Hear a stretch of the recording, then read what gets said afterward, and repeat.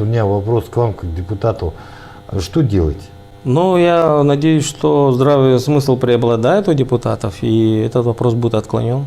А если уже депутаты примут абсолютно сырой проект, то наверняка найдутся юристы, которые это отменят в судебном порядке. И тогда будет краснеть не только окружная администрация, а еще и городская дума, которая приняла данный документ.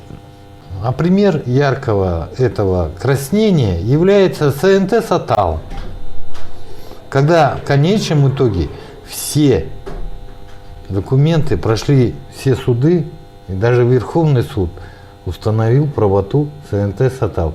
По данному делу, в связи с тем, что это нормативно-правовой акт, это закон, который действует на территории городского округа города Якутск, принявшим органом является Якутская городская дума, ответчиком признали и призвали к ответу Якутскую городскую думу.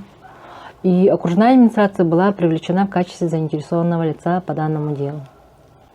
При этом нужно отметить то, что прокурор по итогам исследования всех доказательств, всех наших доводов, он встал в защиту, в данном случае, истцов, да, и признал то, что действительно эти правила землепользования должны быть признаны законными.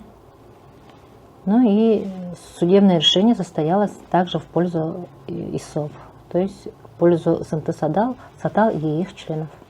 Судебное заседание было 29 апреля, и судом вынесено решение о том, что да, действительно это правило не соответствует генеральному плану, и поэтому признаны незаконными.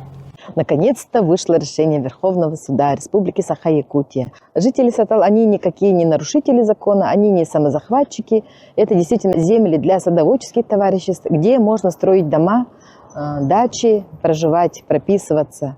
То есть то, что раньше мэрия направляла иски о сносе, о самовольном строении, они сейчас будут, суд вынесет решение об отказе в удовлетворении тех исков. Зона 1С1 – это зона пастбища открытых ландшафтных территорий на зону С2 приведения садоводства. То есть на территории можно строить жилье.